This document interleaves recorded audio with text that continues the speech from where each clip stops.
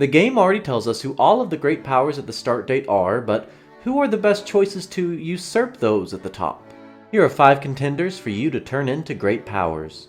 First up, of course, we have the greatest of the Great Qing. With the world's largest GDP and population at the start date, the Great Qing should be a great power. However, at the start of the game, they aren't recognized by the West as a great power, so they'll have to win a war against a great power to become recognized.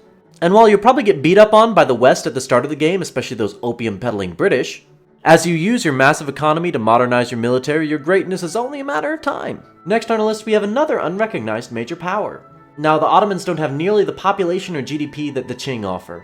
But geographically, at least, they're closer to those major powers. The Ottomans here are far past their historical prime and start with the Sick Man of Europe journal entry, which gives them a 33% prestige debuff.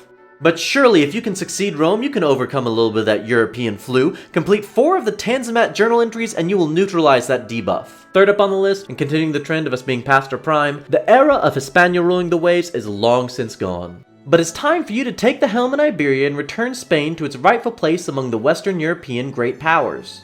Gonna get a little head start on that scrambling for Africa. Since the Qing are on our list, we should also include at number 4 their colonial cousin, the East India Trading Company. Now, I call them that because, like China, they have a massive GDP and population. In fact, they come in the number 2 spot behind them. But there's the trade-off that they're a colony, but with that also comes Western recognition. Now, if you didn't know, Paradox is based out of Sweden, and they're never really impartial when balancing Sweden in any of their games. So even though it's the only minor power on this list, I still think it deserves this last spot.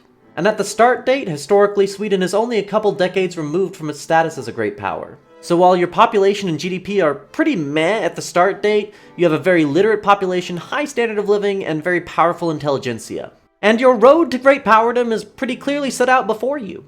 Improve your prestige so that you can become a major power and a candidate for unification of Scandinavia.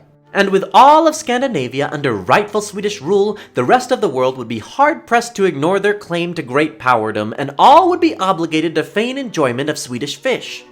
I'm coming for you, Norway. Hey! Check out over here on the left, we have the last video I posted. Give it a click, give it a look, I don't know, do whatever. Over on the right, we have the algorithm. It knows you better than you know you, or your mother knows you, or anybody knows you. It's crazy, it's math, it knows you. Or subscribe. Okay, I love you, bye!